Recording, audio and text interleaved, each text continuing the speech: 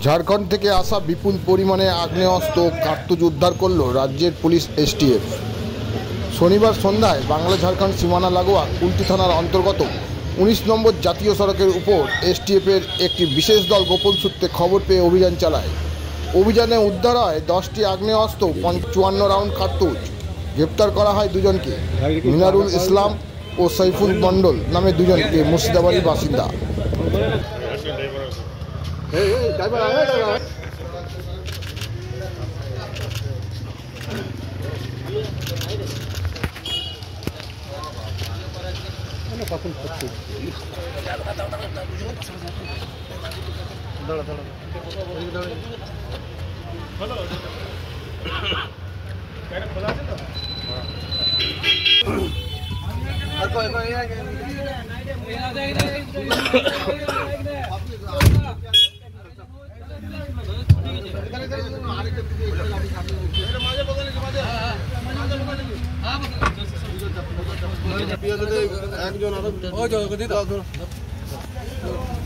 জলটা বাইর করে মা